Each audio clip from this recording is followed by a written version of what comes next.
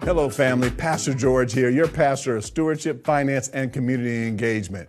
We're doing a series for the humor of it all, and we're going to be learning tonight about comedy, but then also how to be successful in business. Don't go anywhere. We'll be right back with Set for Life.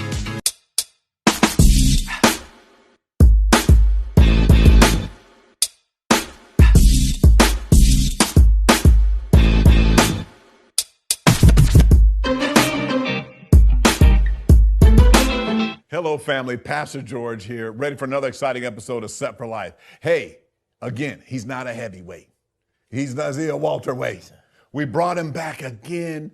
Dannon Green. Dan, how you doing? Good. Thanks for having me. Man, last time we talked about all the things that we're dealing with, all the things with your documentary and just drive and everything like this. You guys, check out that episode on our playlist. But hey, I just got to start off with just finding out a little bit about you being a comedian and how you got into it. Before we started, though, is this.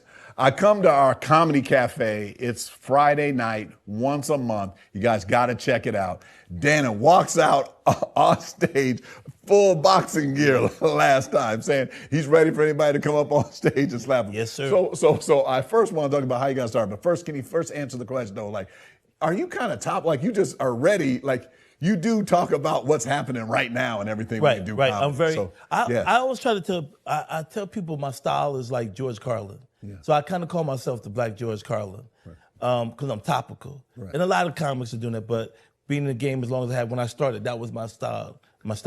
And I've been able to just twist it and make things that are bad or good, just make it funny. So that's my style. But about the topical, this is what it did though is it got everybody engaged. Like so when we get up and speak, or when I get up and speak about what a ministry, or if I'm getting up and I'm doing financial presentation, my dad always taught me this. He wants three things he wants to get across. He wants people to like you, trust you, and think you're competent. Right up front, we all liked you. After you got up and did that, that's when you're topical, you brought everybody in. Yeah, well, being a speaker, I always tell people, when I go to a town, when I travel and do comedy, I buy at least 1 or 2 newspapers, and I read what's going on in town.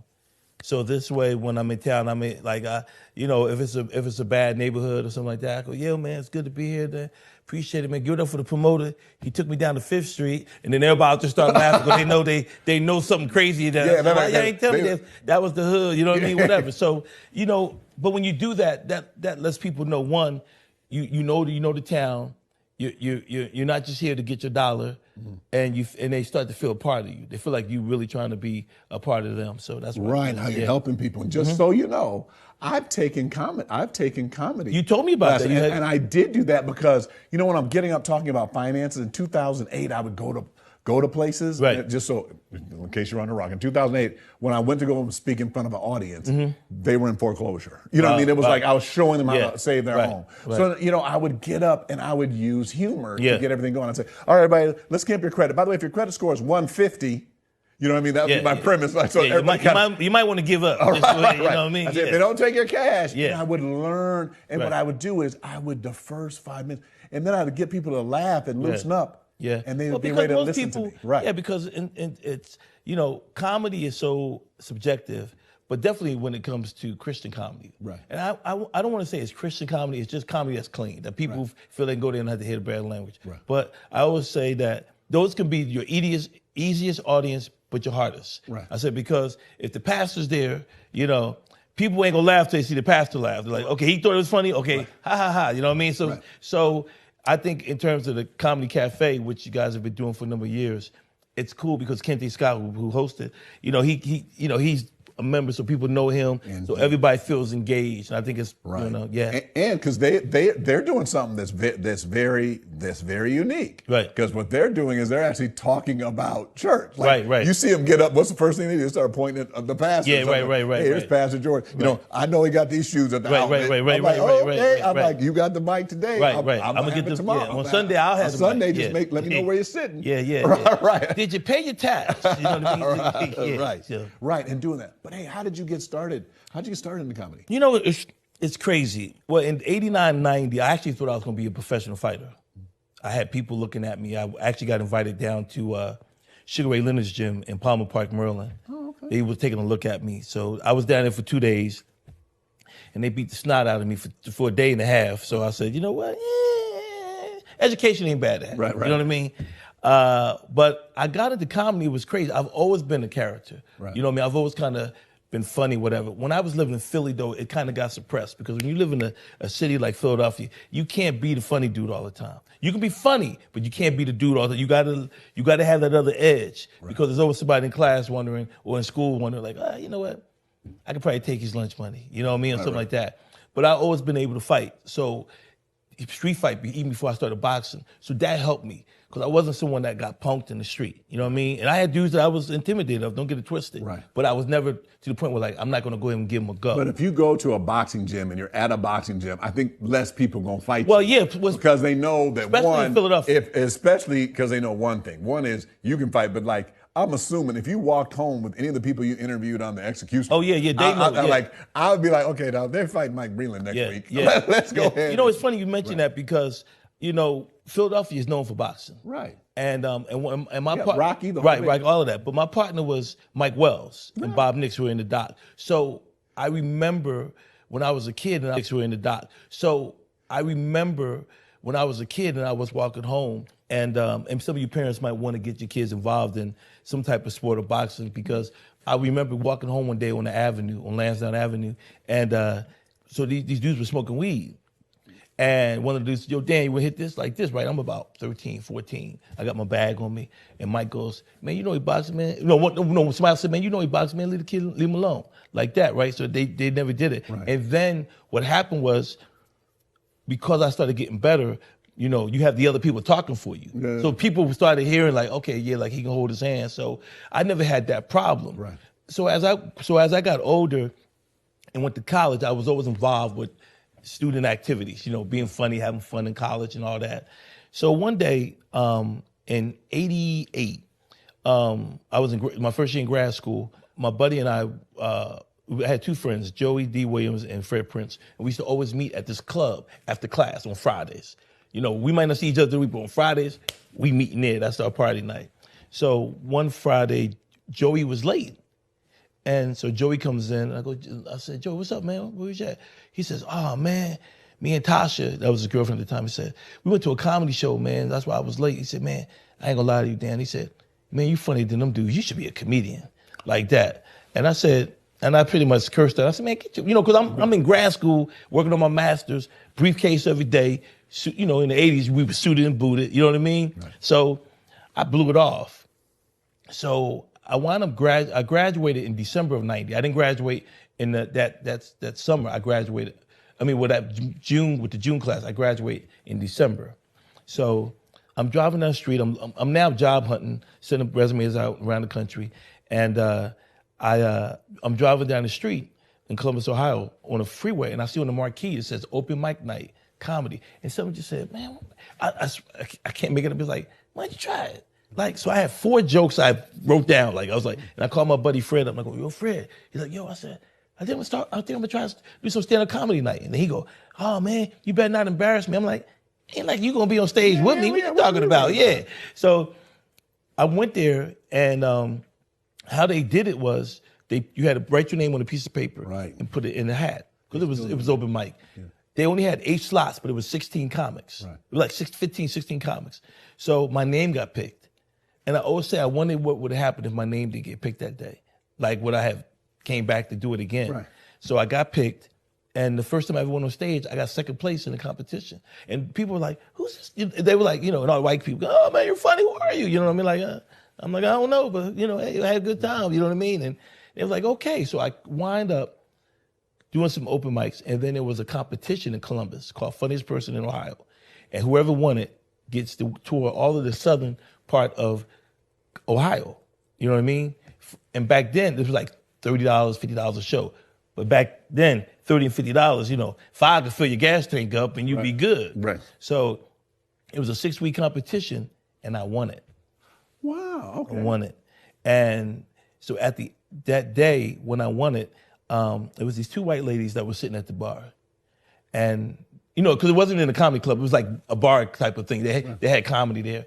And on everything, the lady goes to me. She said, you know why you you know why we kept picking you every week? Like people kept picking you every week. And I was like, why? You know, she said, because every week you would come back with a different story. And everybody just kept saying, what is he going to talk about this week? And that's how I got it. That's how I won. And then I got bit by the bug, and the master's degree went out the window. The boxing career went out the window. And I said, let me try stand-up comedy and act. So you have a degree. We're going to get into that. But Okay. I just want to, I got to say this, and I want to get your opinion on this. This is a belief that I have. Okay. I think to be very good, you have to be a very good storyteller. Yes. And I'm going to repeat this, and I'm going to repeat it to you twice, so I'm going to let you come to. I think the best storytellers in the world are, one, pastors. I think the way they get up and tell a story. Mm-hmm. I think Bishop Palmer is very good at that. He could be a stand-up. His stories right here, right now. Don't finish. Hey, don't steal my punchline. Now. Okay. Because I think we could get up and do comedy just like it, but I'm gonna swing it both ways. Okay. Let's swing it both ways. Second, comedians. Third, extremely good salespeople. When they're helping people with something, like if it's someone's a realtor, they're telling a story. They're just not walking around the house. They're showing you how you live the house. Right. When you look at the detailed. stories and how you're telling the story, I think also T.D. Jakes. There's several, and then I also want you in the chat to look at names you guys would think of that are people that are very good storytellers. Right. And what they're doing is they're describing something. And how they're describing, like one time Bishop was telling a story about this plate with food and how the more expensive the restaurant is, the smaller the food is, but the bigger the plate is. And he was going there, and I started to feel my mouth. Right. I've been in that. Right. You know, and he tells it through different lenses. Yeah. And then you hear storytelling, and then I'll let you. But Richard Pryor, the way that he told stories, like you remember, like when he was on fire, when you're on fire, people get out the way. Right. Everybody, when you tell a story, you can almost finish the line. Yes. You know what I mean? Like, and just so you're doing that, and you're seeing the storytelling, and then I already told you third about people that are in some form of sales and everything and storytelling. So you tell us a little bit about one, your opinion, how you feel about that. Second, and then your ability to tell a story, because a lot of our Set for Life listeners, I want them to learn how to tell your story, because that's what you did next. Well, so first of all, your reflection on that. I totally agree. Right. I have to confess that I probably have gotten 4 or 5 of my jokes from Bishop. He don't know that. Right. I mean, I'll be in church and I go, "No, that's funny. Oh, you do? That's funny." And I think one joke I got when he was talking about, I don't know what it was, but it was about, pretty much I came up with this joke about how my uncle had cancer, but he drank himself to death. Right. I'm like, you gotta be a bad man to do that. Right. You know, you have cancer, but you died cirrhosis of the liver. And I said, but he would never go to church, you know. And my aunt would say, you know, you need to go to church. And he would go, I ain't gotta go to church. Ain't nothing in church that my wine can't tell me. She's like, you're gonna go to hell one day. She just to get on him. So she left to go to the store. And when she came back, she had noticed he had been reading the Bible. So she was looking for him, and he was upstairs dressing. He's like, hey, let's go. We got to go to church. I got to go to church. I got to go see this man, like that. And she was shocked. So he goes out to the car, and she picks up the Bible, and she's reading about the man who turned water into wine. He was like, that's the dude I need to meet. You know, so that's a great example. Right. But the storytelling comes because I've always been in church. I mean, I was saved. I like to tell people I was saved twice, because I was saved under the Pentecostal religion first. Okay, gotcha. Okay, and then I got baptized here at Faithful Central. So back when I was in church in Iowa, I had one of the older sisters in the church go, "You're gonna be a pastor one day," and I was looking at her like, you know, I'm only here because I'm dating her. I want y'all to know that, but I'm cool. You know what I mean? Like whatever, but. On the lines of what you're saying is, pastors can be comedians because you guys tell the story, and most of the time it's lighthearted. Yeah.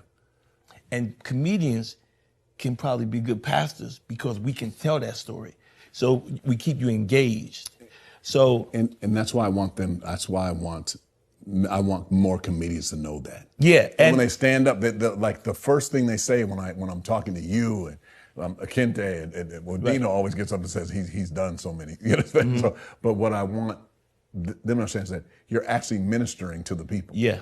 But if you look at comedy now, see, this is why it's so interesting now because of social media. People will look and say, "Oh, he's funny," but is he funny? Is the skit funny that you're watching a skit that many times? The skit is funny, but when you put him on stage and you saying, "Okay, now you got to talk to these people," and oh, by the way, these people don't look like you. Right. You know, this is a whole room of Armenians, or this is a whole room of Spanish people. Right. Can you make them laugh? Right. And then can you take that material and translate to what they're thinking? Right. So that's why I'm the worst guy to always say, when people say, well, hey, what do you think about him? Do you think he's funny? I'm like, don't ask me. Don't ask me about another comic, because I'm very subjective and very, opinionated when it's differently when it comes to that. Especially. And so that's just one of the areas that happen. So what would you tell someone that comes out, let's say to California, wherever they're at, because it can be all over, anywhere in the country, and they want to pursue, I'm going to say comedy, but then acting or their dreams. Yeah. Like, what are some things that you would say to them? Because obviously, you said that you tried it and you came in second place. Right. You're picking hats, and sometimes your name doesn't get, you know what I mean? Sometimes your name doesn't get. Yeah. What are some things that you would heavily say? Like the last show we talked about, what I would tell you is, one, have a goal. You got to have something that you're reaching for. You got to be focused. You can't get caught up. And at the end of the day, and this is what I tell anybody about life, you can't want it to the point where you're willing to sell your soul. Right. I don't want this that bad. When you want it that bad, you're willing to do things that you're not supposed to do. Or you do and then you regret later. So I tell anybody, when you take that boat out here and you start coming over those mountains and you coming through Vegas and you seeing the lights and you great hit that 15, and then you great hit that 10 freeway, or however you come to LA. Know what you're willing to do and not do. And understand that it could take time. Understand that you may not get there. But the important part of it is, if you enjoy the journey on the way there, whether you get to what you're trying to get to or not, you're going to have a good time. Yeah. See, most people can't enjoy it because they're so focused. Oh, I got to do this, I got to do that. Now, I have fun along the way. Right. But I also work hard. I work very hard. I've always had a job when I stayed in LA, even through all the times when I made movies, when I was on Everybody Hates Chris, when I did Real Husbands of Hollywood, when I did all the commercials. I've kept a gig. Right. Even when I toured overseas, I've been to Kuwait, Jordan, Bahrain, Egypt. You know what I mean? And comedy is. You had a job like a bread and butter, something that paid the bills, not living with your mom or right. Something like that. Right. This is what I always tell people. 2008, which is what we all lived through, proved to us that at any time you can lose it all. No. The pandemic was. We literally shut down our economy. They said, right, there was no comedy. In March when they shut down, when they shut down Baptist, there was no going to no comedy club. There was March, April, May of 2020. Yeah. They shut down everything. A lot of comics were out of work. Right. And myself included in terms of that. So, but then you had to make certain adjustments. Mm-hmm. And you had to reinvent yourself. Right. So a lot of guys reinvented themselves on social media. I was doing boxing training online, working, you know what I mean? So people were, I had my little cash app, $20 here, that $20 came in handy, you know what I mean? Like, I'm not mad at it because you want those add up. Like when you add the book, but look, you said a lot of nuggets. I want to come back and just unpack a couple of these real quick. Number one, you said, stay true to yourself. Don't sell your soul. To thy own self, remember Shakespeare said, be true. So don't change who you are. Don't. Then we said this, and I even said it in the community. That's keep them nuggets. That's one of the most important things. Yeah. One thing about me, I appreciate for myself, pat myself on the back. I can honestly say that most people say, "Man, you're the same dude that I met back in '92 or '96." So I've really pretty much have been the same. Right. You can't change. You can't. And you keep hitting points, though, Dan, and now I'm teaching myself. Okay. Where you keep people try to change you. Yeah. Can you believe there are people that walk around in the United States of America that give me a hard time because now I'm a father, they want me to treat things differently. Right. You know what I mean? Like now, I have kids, I don't waste money. You know what I mean? Right. Like my kids the other day, we went to go get some pizza at this place, and we were getting some of the kids all got the pizza and everything. And then they went over there and they said, and then this other kid or somebody said, hey, let's go over there and get some drinks. Mm-hmm. Did you know that one of my kids asked me for a drink? Right. Like, a soda in a restaurant. I turn right to them and say, hey, we came here to eat, Right, not to drink. Right. Daddy drinks water. Right. That's what we drink. Right. You know what I mean? Like, so you got to stay. You have to stick to your guns. Yes. And then the thing is, I want to generationally teach my children that same But let me tell you this. Right. When you stick to your guns, Yeah. it's like a nickname. If you say that nickname enough, people are going to start calling you by that nickname. Now, when you first give yourself a nickname, people are like, no, your name is, Pastor George or Thomas or whatever you go by. But if they say, yo, GT, what's going on with you? If you say it enough, everybody will start calling you that. So what happens is if you stick to your guns, people will know you enough. I've been to parties where weed is passed around. They pass right by me. Right. You see what I'm saying? So you have to be in a situation where you stick to your guns, and that's very important. Whether it's your moral guns or what you're going to do. You stuck to your guns. Look, we came in to eat. I drink water. That's what y'all have. Can I get a soda? But what do we do? Yeah, we came in. Right. Then, okay, put the pizza down. Right. Right. So, but that's, I had that little struggle there a little bit, but then I just gradually got over it. But guess what will happen? Your kids eventually will not ask anybody else for. Yeah, they know that. Right, because they know my dad's not going to do this. And they get other alternatives, and you know what? They still make it work. Yeah, I mean, it's not a bad thing. Yeah, they don't get soda when or whatever they get. Or they did. The best one was the other day is I can use it as a learning opportunity. Right. Again, my daughter was called. They have these birthday parties. They said, we're going to go down to the Grove and have an American Girl party where they were going to buy these dolls that were $600 and $700 at noon. And they said at 3 o'clock they're going to go to the Cheesecake Factory. Right. I let her know. I said, we'll be there at 2:45. Right. There's no point in us going over to American Girl and dressing up no $600 doll because we're not going to do that. And then I took this opportunity to come there a little bit earlier and say, there's this company it's called Mattel, and I explained this to my daughter and said, I'm going to buy you a share of the stock. Right. And then we're going to go to the Cheesecake Factory and then talk to these people. Right. And then we're going to come home. Yeah. And they'll have a doll, and then you'll have an asset. Yeah. All right. Right. So, but you understand, then they're learning about. And you have to, and that's what we're doing. But that's the same in the industry, George. You have to. You now doing this type of stuff. Right. Today, when I came to the show this day, I was early because I'm programmed now to be on time, and being on time is not coming in at the time of your show start. Right. Coming in a half an hour early. So if there's anything I need to do for myself, I can get it done. Right. Yeah. And I'm going to repeat to you what you just said, and then also the rules that I live by, and then also that my kids, we have them teach them. Is this: we always show up on time. There's this book that was called The Millionaire Handbook, and it said this: is showing up 15 minutes early is actually being on time, because what you do is you can network. Like when you go to different, like when I go somewhere to speak, I always show up half hour. I meet everybody. Actually, I go now, and I talk to the crew, like cleaning crew, everybody, and I always shake their hand and talk to them, and then I usually give them a book or talk to them. Right. And then this is the funny part is that then I see how they, I show up early. Right. So this is what I was taught by my dad when I teach my kids. It says, be on time. That's the first thing to me. Right. The second thing, finish what you start. If you start something, finish it. Exactly. I have my kids repeat it. Then third is do what you say you're going to do. That helps me in ministry life.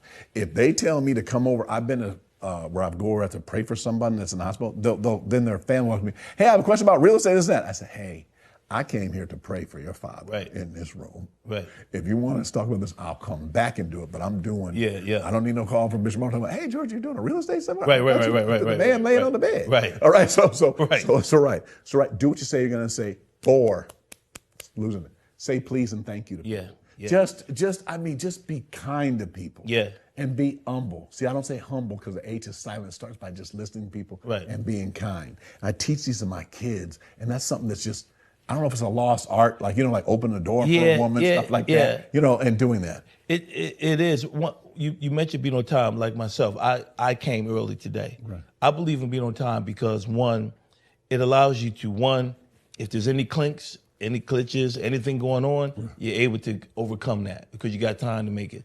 Plus, like as a stand-up, I like to come early because I like to be able to scan my audience. I want to make sure, I want to see who's in there. Yeah. Know if I have an audience that's more mature people, older people, young, what nationality, or do we have more blacks? Do we have more Asians? I do all of that. I program myself to be, part of that. And really, man, I found out, it's the last one you said is tough sometimes in Hollywood because it's like anything in life. When you try to be a cool person or you try to be a nice person, people will try to take advantage. Right.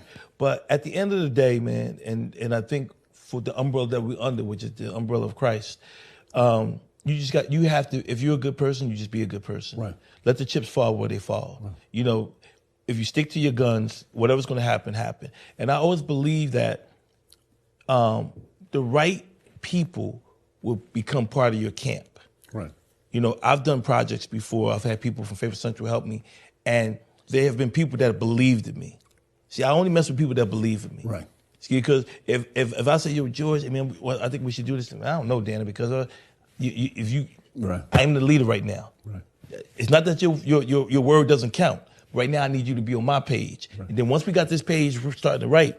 Then I know you're with me. Dan, what do you think about this? You know what, George? I think it's a great idea. So let's go ahead and do that. But if we're already disagreeing or having different opinions from the get, you're never going to get to that same spot.